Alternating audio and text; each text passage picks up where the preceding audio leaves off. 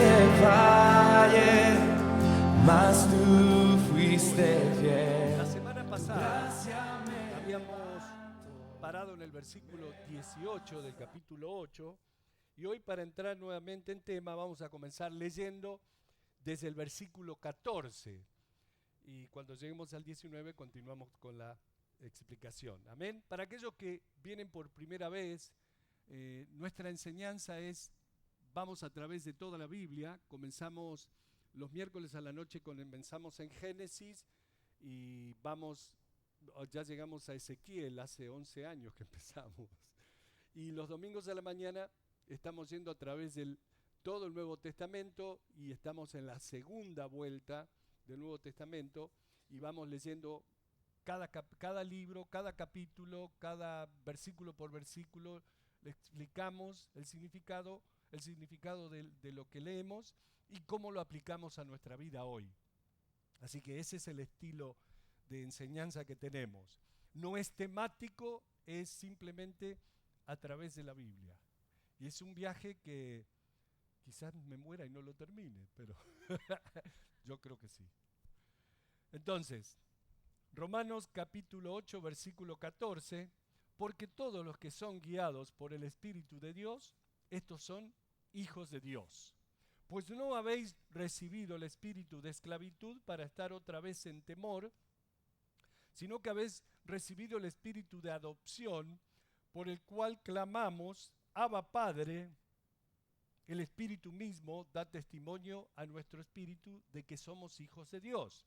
Y si hijos, también herederos, herederos de Dios y coherederos con Cristo, si es que padecemos juntamente con Él, para que juntamente con Él seamos glorificados. Y esa parte de que padecemos no me gusta mucho, lo dijimos la semana pasada, pero bueno, lo que es la promesa que tenemos es muy grande. Si es que padecemos juntamente con Él, para que juntamente con Él seamos, ¿qué? Glorificados. Pues tengo por cierto que las aflicciones del tiempo presente no son comparables con la gloria venidera que en nosotros ha de manifestarse. El versículo 18 dice que aunque ahora los creyentes soportamos sufrimientos, un día cuando Cristo regrese o cuando estemos en su presencia, disfrutaremos de la gloria, de su gloria, la gloria eterna. Y el versículo 19 dice: porque el anhelo, y aquí Pablo se mete en cosas que tenemos que prestar atención para entender el significado, pero son cosas muy importantes para nosotros, de saber verdaderamente la esencia de lo que estamos viviendo. Porque el anhelo ardiente de la creación es el aguardar la manifestación de los hijos de Dios.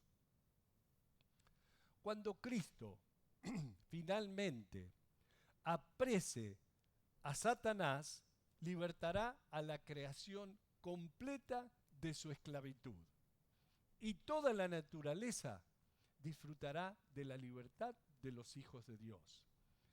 Un día todos seremos liberados y transformados.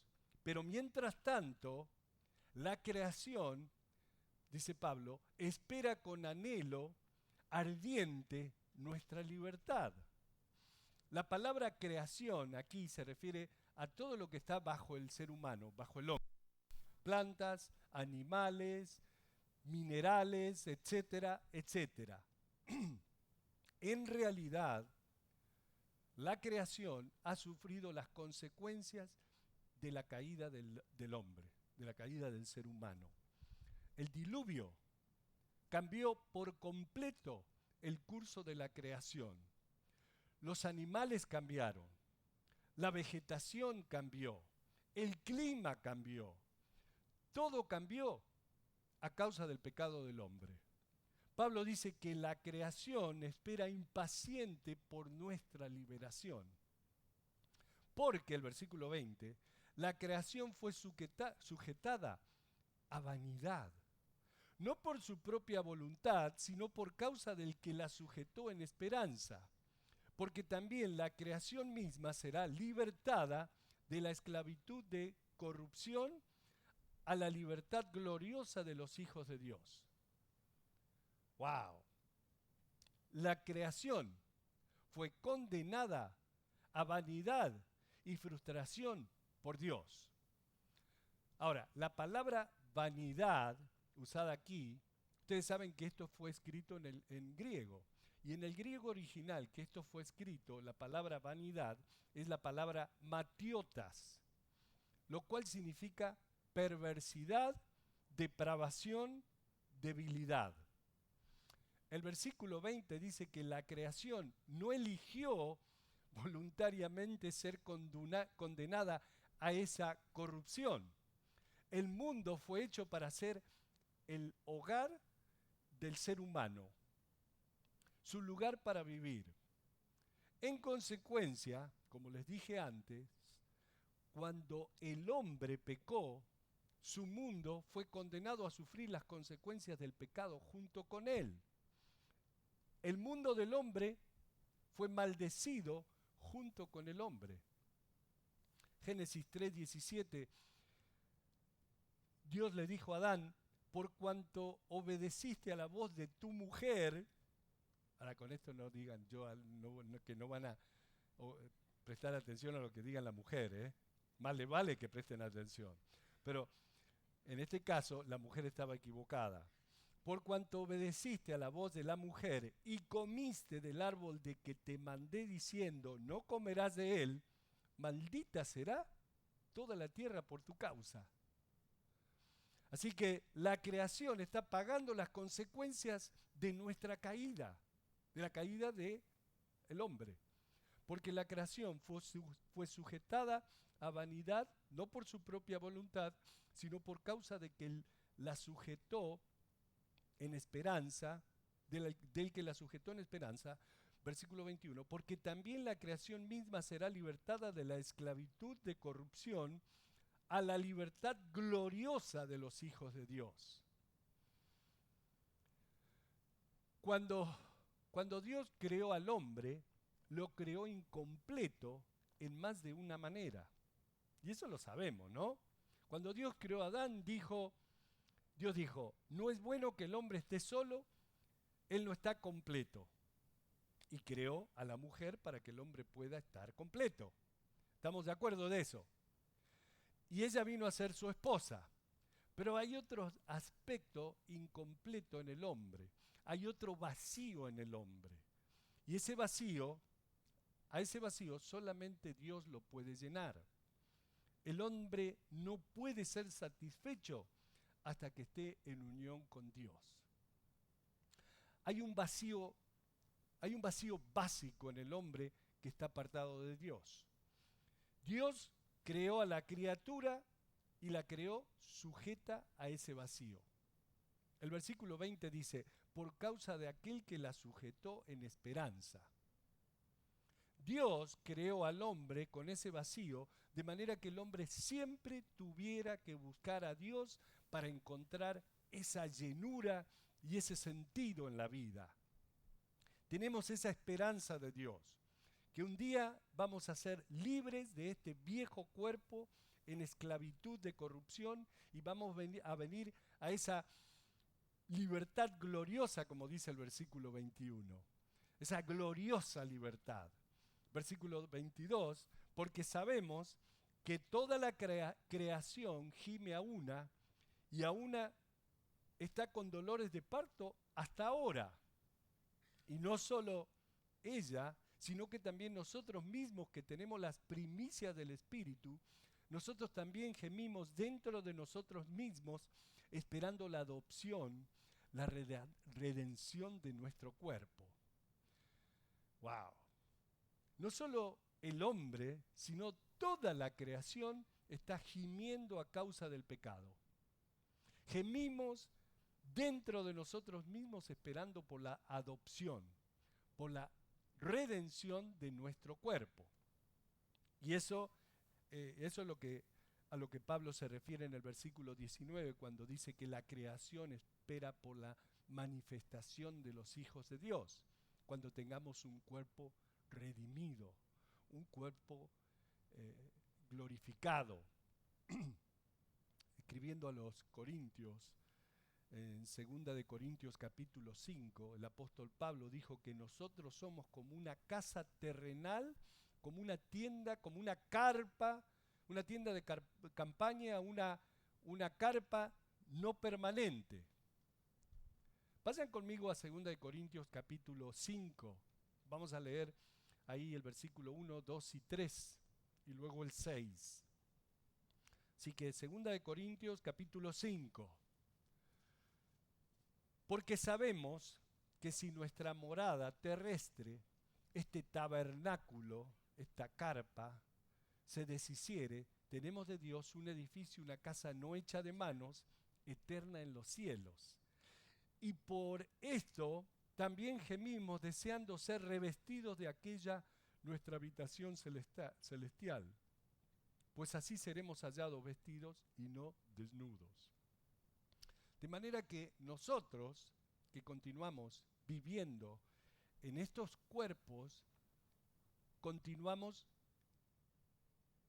continuamente gemimos deseando ser liberados. Pero ¿liberados de qué?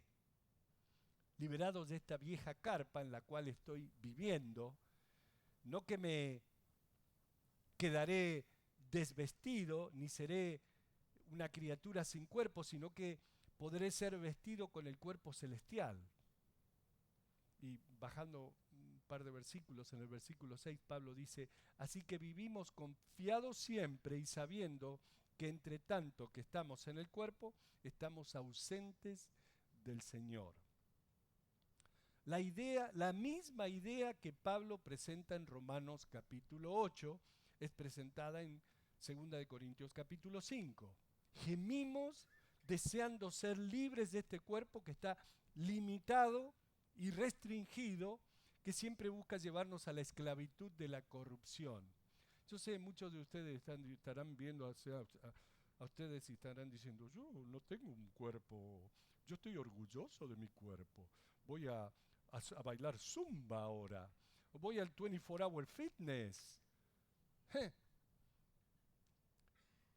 Ahora, es interesante que Pablo esté comparando este cuerpo nuestro a una tienda, a una carpa, porque siempre que pensamos en una carpa, pensamos en un lugar permanente, no permanente para vivir, no pensamos en un lugar permanente para vivir. Solo vivimos en una carpa cuando vamos a acampar. Por ejemplo, el viernes que vamos a ir a acampar. Solo vivimos allí esos días que vamos a acampar, pero es solo por unos días. ¿Saben? Les voy a ser honesto. Creo que 3 o 4 veces en mi vida fui a acampar.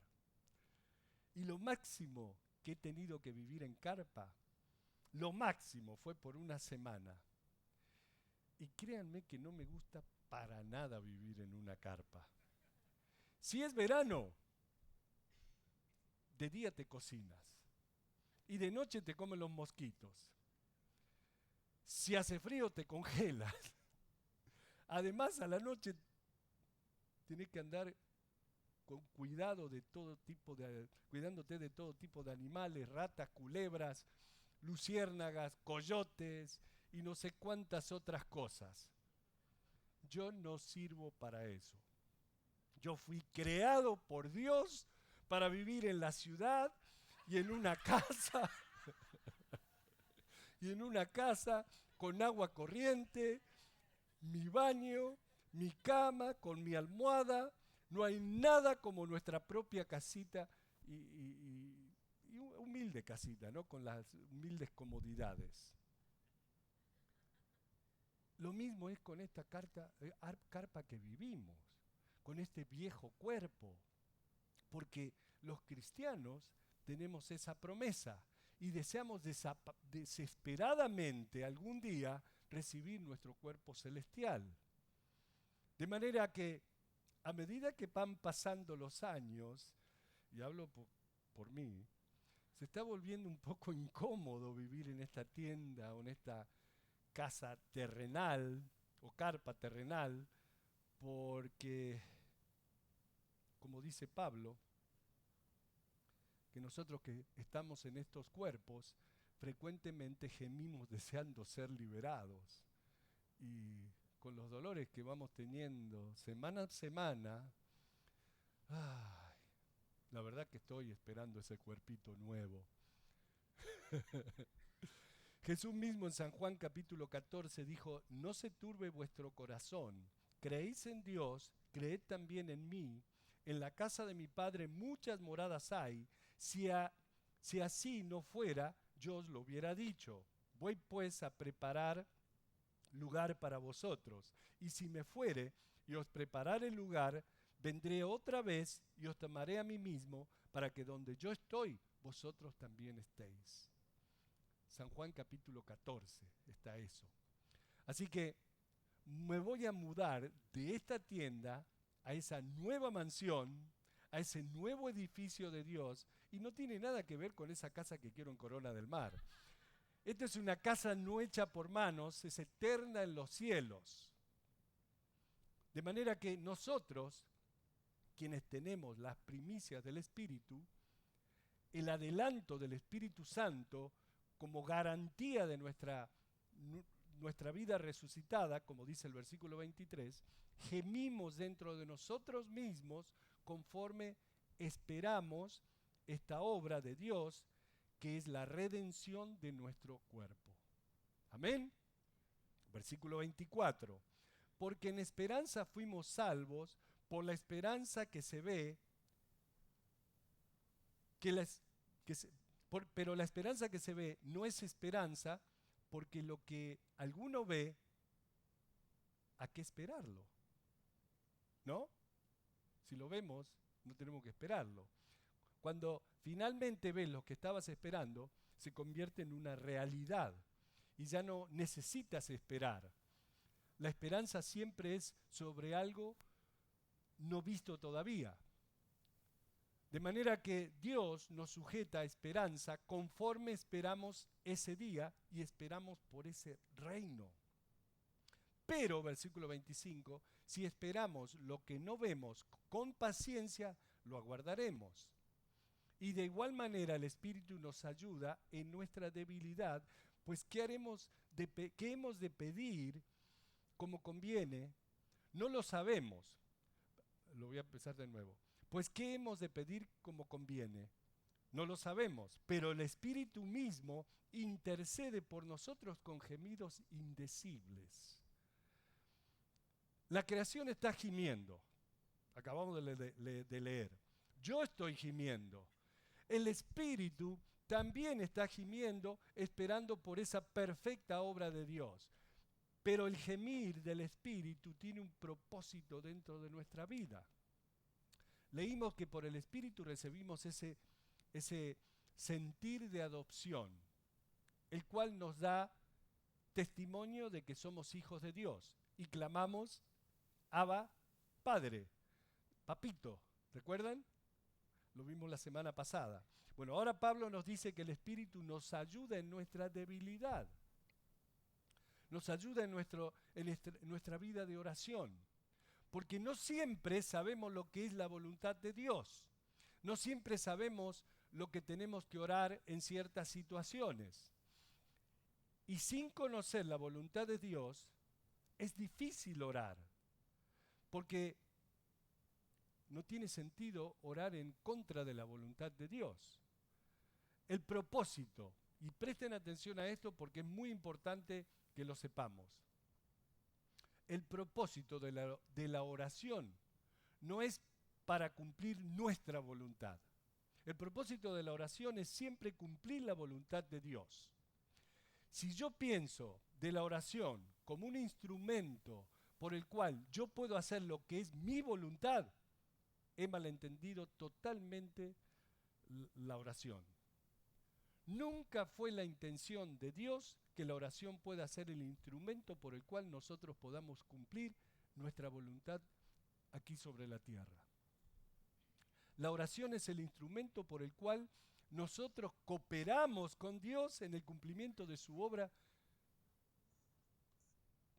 aquí sobre la tierra. ¿Recuerdan En el jardín de Getsemaní, Jesús dijo, no mi voluntad, sino tu voluntad sea hecha. Y esa es siempre la verdadera confianza de la oración. Pero no siempre sabemos cuál es la voluntad de Dios.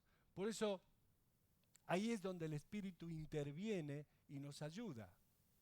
Y allí es donde Él, Dios, puede interceder por nosotros con los gemidos indecibles, como dice Pablo. ¿Alguna vez han gemido en el Espíritu? Yo sí. Siempre gimo en el Espíritu cuando veo las condiciones del mundo que nos rodea. Lo que se está viviendo hoy. Y con frecuencia gimo cuando veo las necesidades de la gente a nuestro alrededor, porque en realidad no sé cómo orar. Por ejemplo, veo las noticias y veo lo que está pasando en Venezuela. Y a mí me sale, Señor, o sea, mi deseo es, Señor, mata a ese sinvergüenza de ¿cómo se llama? Maduro. Y toda esa gente que está matando a gente inocente. Pero, ¿cómo le voy a pedir a Dios que mate a...? Entonces le digo, Señor, haz tu voluntad, ¿no? No sabemos cómo orar.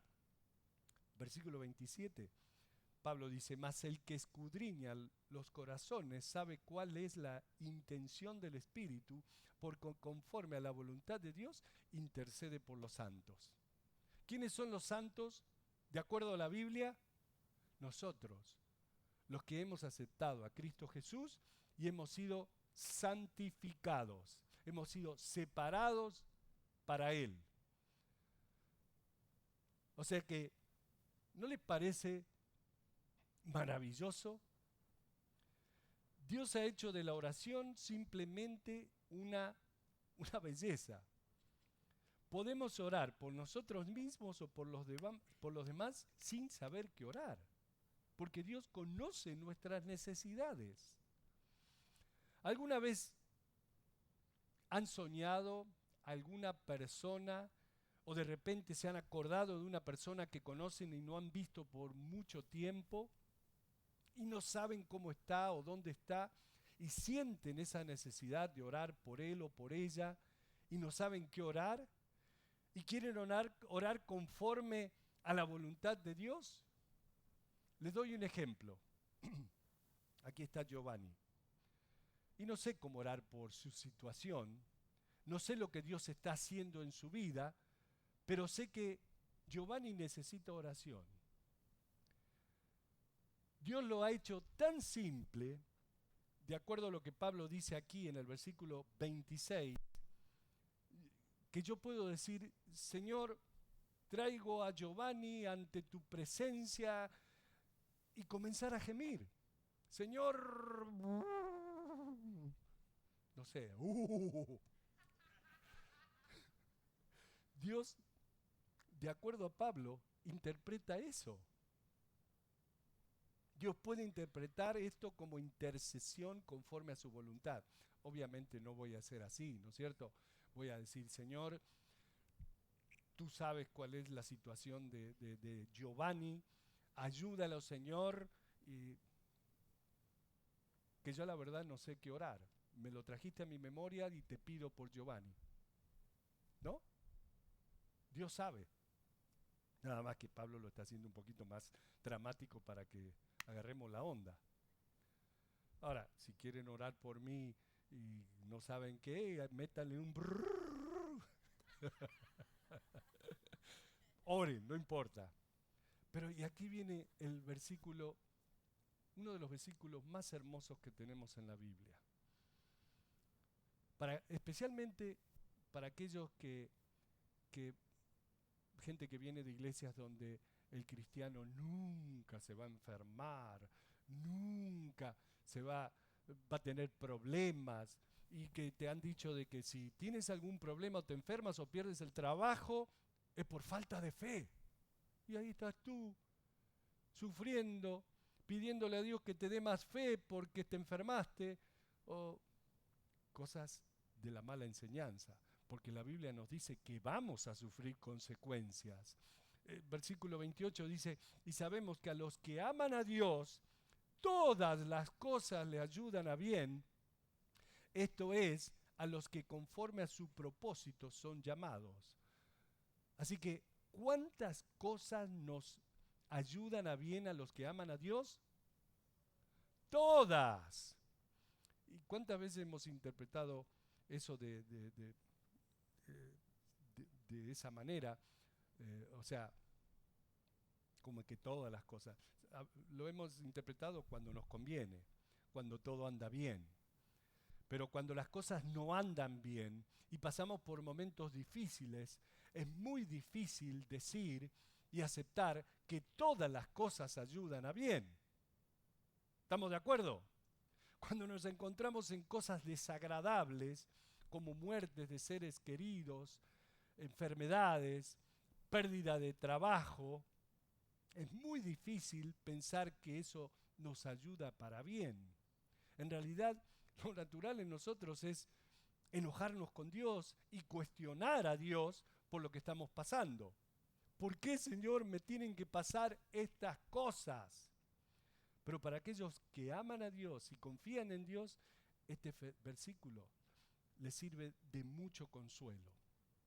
Saben, yo personalmente he encontrado descanso y consolación en este versículo cada vez que he enfrentado situaciones que no puedo entender.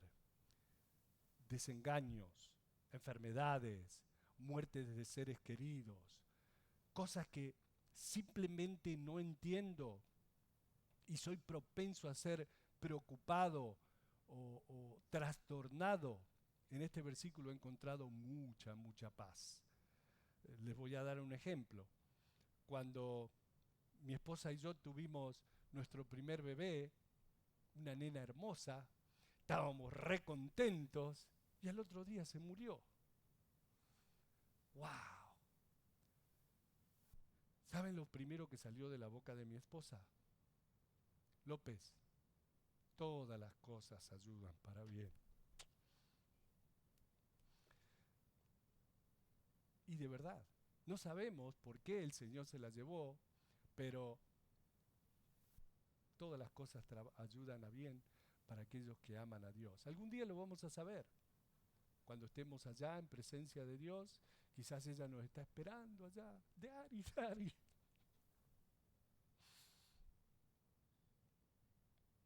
Y sabemos que a los que aman a Dios, todas las cosas le ayudan a bien. Esto es,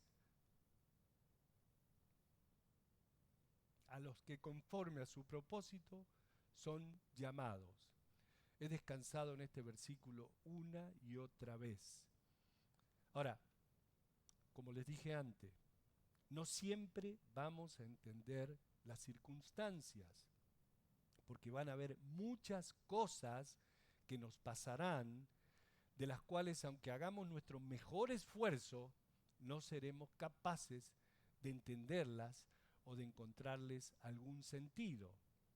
Y cuando nos encontramos en medio de cosas que no podemos entender, es importante que tengamos ciertas bases o fundamentos que sí entendemos, bases a las cuales podamos recurrir. Ahora, ¿qué es lo que entiendo? ¿Saben lo que entiendo? Que Dios me ama. ¿Cómo lo sé?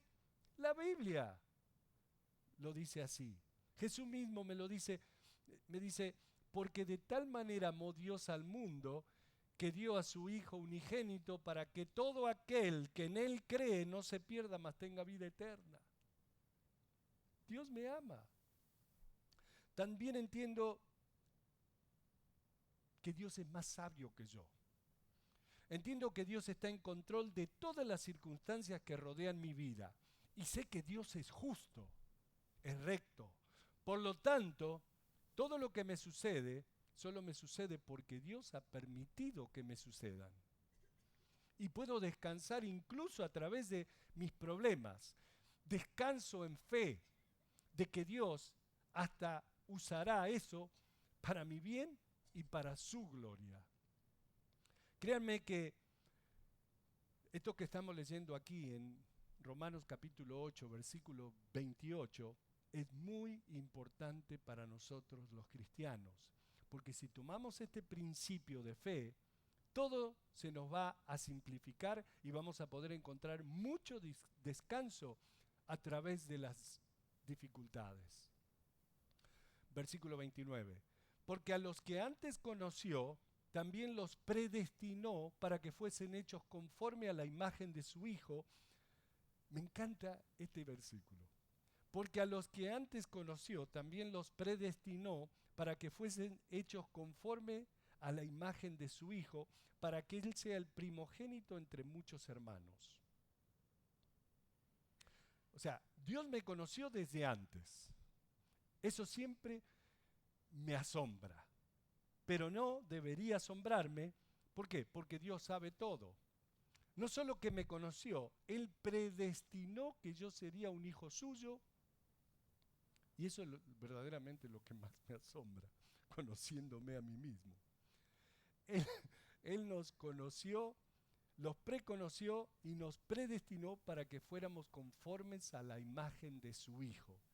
Y que Jesús pudiera ser el primogénito de muchos hermanos. Versículo 30. Y a los que predestinó, a estos también llamó, y a los que llamó, a estos también justificó, y a los que justificó, a estos también glorificó. Dios aquí está hablando de cosas que todavía no se han cumplido. Ustedes todavía no han visto al Sergio glorificado. Yo todavía no estoy en mi estado glorificado. Estoy aquí hablando con ustedes. Es una experiencia futura que voy a tener el día que deje este cuerpo. Pero Dios ya lo pone en tiempo pasado, ¿notan? Dice, a estos también glorificó. A ti que aceptaste a Cristo Jesús, es lo mismo. Por eso les digo que para mí es interesante, porque de la misma manera que le habló a Abraham con respecto a su simiente en tiempo pasado, porque él sabía que Abraham iba a tener un hijo a quien él conocía de antemano. Y porque Dios es omnisciente, o sea, que sabe todo, él podía hablar, como dijo Pablo, como si existieran cosas que todavía no existen. Porque él sabe que van a existir. Él ya ve la obra completa en nosotros. Él habla de nosotros siendo glorificados. Dios sabe que va a ser así. Él va a completar esa obra en nosotros. Y tú dirás, ¿qué obra? No sé qué obra, pero Él sí lo sabe. Filipenses 1:6 dice, el que comenzó en vosotros la buena obra, la perfeccionará hasta el día de Cristo Jesús. ¡Wow! Y por eso descanso en el hecho de que Dios ya ha hablado en pasado con respecto a mi futuro glorificado, mi futuro estado de glorificación junto a Cristo Jesús. Ya es un hecho. Ya hemos sido justificados y glorificados. ¿No te da paz eso? ¿Qué pues diremos a esto? Y aquí me encanta, ¿no? Si Dios por nosotros, ¿quién contra nosotros? ¿Qué te pasa? Si Dios está con nosotros, ¿quién contra nosotros? Pablo hace esa pregunta. Bueno, ¿saben quién está en contra de nosotros? Satanás. Satanás está en contra de nosotros. El mundo en que vivimos está en contra de nosotros. Pero ¿qué es Satanás y qué es el mundo comparado con Dios? Como dijo el rey David, el Señor está a mi lado, no temeré lo que el hombre me pueda hacer. El apóstol Juan, en 1 de Juan capítulo 4, dice, hijitos míos, hijitos, vosotros sois hijos de Dios y los habéis vencido, porque mayor es el que está en vosotros que el que está en el mundo. ¿Quién está en nosotros?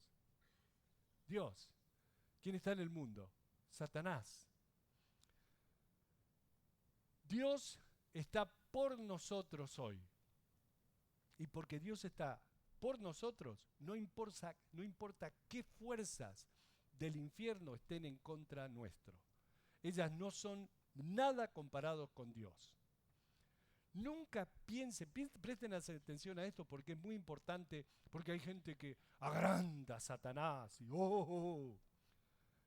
Nunca piensen en Satanás como en el opuesto de Dios. Él no lo es. No los podemos poner en la misma categoría. Dios es infinito. Es el eterno creador. Satanás es creación de Dios. Satanás es un ser finito y creado. En ninguna manera Satanás es lo opuesto a Dios. Puede ser opuesto al arcángel Gabriel, Miguel, pero nunca opuesto a Dios. Nunca piensen en él como lo opuesto de Dios. De manera que todas las fuerzas del infierno reunidas contra nosotros no son nada comparados con ese poder que está disponible para nosotros, porque Dios es por nosotros. Ahora, ¿cómo sé que Dios es por nosotros? Fíjense el versículo 32. Porque el que no escatimó ni a su propio Hijo, sino que lo entregó por todos nosotros, ¿cómo no nos dará también con él todas las cosas? ¿Cuántas cosas? Todas las cosas. Dios entregó a su Hijo a la muerte por nuestros pecados. Dios entregó a su Hijo para sufrir, para ser despreciado, rechazado y ser entregado por nuestros pecados, como fue profetizado en Isaías capítulo 53.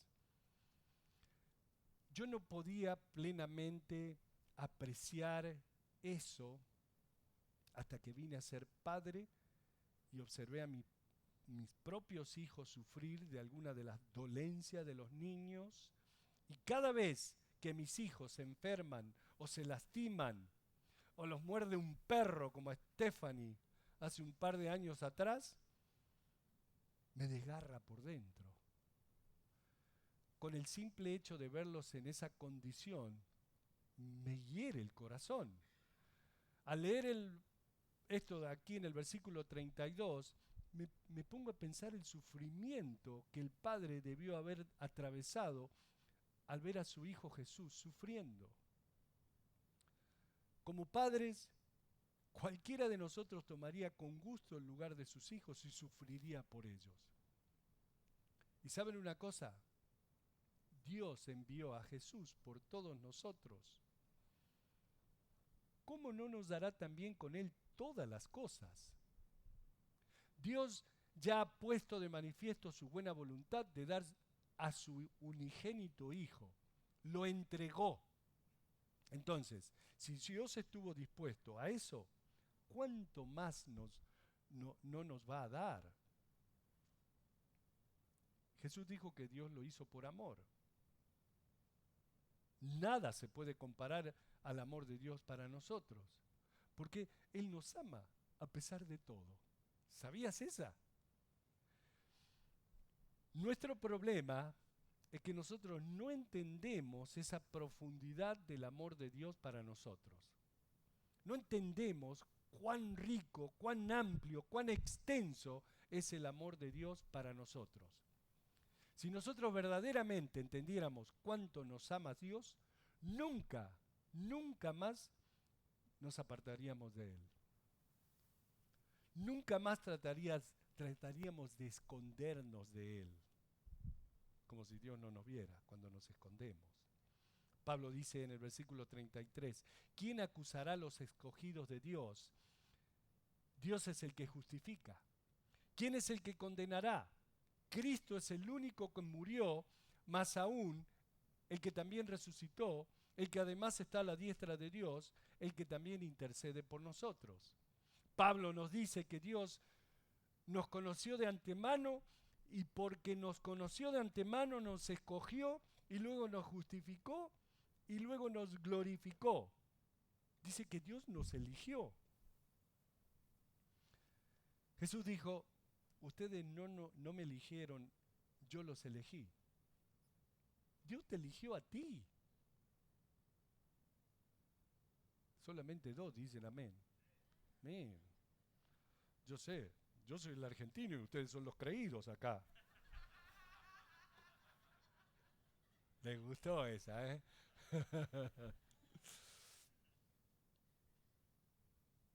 Entonces, ¿quién hará alguna acusación en nuestra contra? Bueno, Satanás sabemos que lo hace. Él es el acusador de los hermanos. La gente también nos acusa, pero hay uno que no hace ningún cargo en nuestra contra, y ese es Dios. El salmista dice, qué feliz es el hombre al que Dios no le imputa impiedad. ¿Sabe? Dios no tiene una libretita negra ahí de nosotros. Él no conserva un registro de nuestras equivocaciones, de nuestros pecados, nuestras caídas. Él nos ha justificado y nos ha declarado inocente de todos los cargos. Satanás sí condena. La gente condena. Cuando hablan de ti te están condenando, ¿no? Y nosotros mismos nos condenamos. Esa es otra que también. Porque de verdad somos tan duros con nosotros que nos condenamos. Pero Dios no nos condena. Al contrario. Jesús dijo, porque no envió Dios a su Hijo al mundo para condenar al mundo, sino para que el mundo sea salvo por él. El que en él cree no es condenado, pero el que no cree ya ha sido condenado porque no ha creído en el nombre del unigénito Hijo de Dios. Eso está en San Juan capítulo 3. Dios no condena, Dios perdona y da vida. Versículo 15. ¿Quién nos separará del amor de Cristo? Pregunta, ¿no? Y dice, tribulación, o angustia, o persecución, o hambre, o desnudez, o peligro, o espada.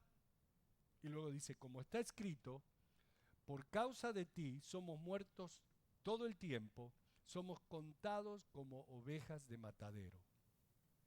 Nada ni nadie nos puede separar del amor de Cristo. Antes, en todas estas cosas, somos más que vencedores por medio de aquel que nos amó. Somos más que vencedores. ¿Saben? En los deportes hay vencedores y hay perdedores. Si tu equipo gana, eres un vencedor y lo disfrutas hasta la próxima semana, por un tiempito. Si tu equipo pierde, eres un perdedor y sufres por un poquito. Por ejemplo, el Real Madrid está sufriendo hoy con los 3 que le metió el Barcelona ayer. Fue el equipo perdedor. El vencedor fue el Barcelona. Pero me río porque allá hay uno, pero bien blancos. ¿Saben lo que es ser más que vencedor? Es tener la victoria en medio de la batalla.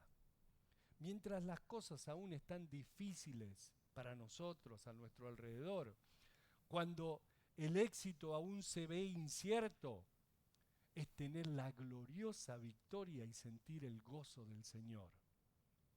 Eso es más que un vencedor. Somos más que vencedores a través de aquel que nos ama. Eso nos hace vencedores. Por lo cual, versículo 38, estoy seguro que de que ni la muerte, ni la vida, ni ángeles, ni principados, ni potestades, ni lo presente, ni lo porvenir, ni lo alto, ni lo profundo, ni ninguna otra cosa creada nos podrá separar del amor de Dios que es en Cristo Jesús, Señor nuestro. ¡Wow! Pablo hace el caso cerrado, que no deja ningún lugar a dudas. Pablo pone todo en lo que puede pensar, pero mucha gente no lo entiende. Creen que Dios no los va a perdonar por lo que hicieron y dicen, Dios está molesto conmigo, no me va a perdonar. Espera un momento. Nada te puede separar de ese amor de Dios, el cual es en Cristo Jesús, Señor nuestro. El amor de Dios para nosotros es constante, es eterno y está basado en su propia naturaleza de amor. Escuchen esto que les voy a decir. ¿Qué hay acá? El amor de Dios por nosotros no es causado por nuestras buenas obras, ni por lo que hemos hecho o podamos hacer. Su amor es constante y permanece. Dios no nos ama, presten atención, porque es importante, para aquellos que, tengo que hacer este sacrificio para que Dios me ame más o para que Dios me perdone. No. Dios no nos ama más cuando hacemos cosas buenas, ni nos odia más cuando no hacemos cosas, cuando somos malos. Dios nos ama igual, buenos o malos. Imagínense que mandó a Jesús a morir por nosotros. Cuando ni siquiera sabíamos que Jesús existiera y andábamos, o ni le prestábamos atención, y andábamos en las locuras que andábamos, Él ya había muerto por nosotros. Por amor, dice. Por asesinos, por ladrones, por injustos. Ya había muerto. Eso es amor. Para mejor, o para peor, para riqueza o para pobreza, en enfermedad y en salud, de todas formas, su amor está aquí hoy y es constante. Dios te ama, Jesús te ama. Dios nos ayude a comprender cuál es la longitud y la amplitud, la altura, y a conocer ese amor de Cristo que Dios tiene para nosotros. Pablo dice, y lo voy a leer de nuevo, por lo cual estoy seguro de que ni la muerte, ni la vida, ni ángeles, ni principados, ni potestades, ni lo presente, ni lo porvenir, ni lo alto, ni lo profundo, ni ninguna otra cosa creada nos podrá separar del amor de Dios que es en Cristo Jesús, Señor nuestro. ¿Quién nos puede separar de Dios? ¿O qué nos puede separar de Dios? Nada.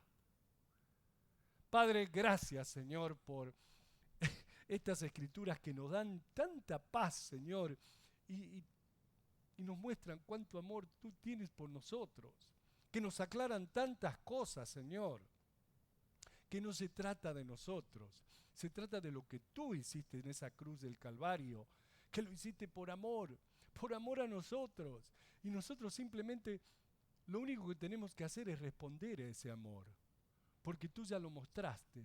Y Señor, si hay alguien aquí hoy que todavía no ha aceptado ese amor, que todavía no entiende el significado de ese amor y sigue quizás con leyes y mandamientos de iglesias, pero que no entiende tu amor, Señor, que ahora, Señor, entregue su corazón verdaderamente a ti, a ese amor. Cambia vida, Señor. Padre, nuevamente te pedimos por los hermanos que acabamos de orar hoy, los enfermitos, por los que han perdido a sus seres queridos, Señor, que los ayudes, que les des fuerzas, y a los enfermitos.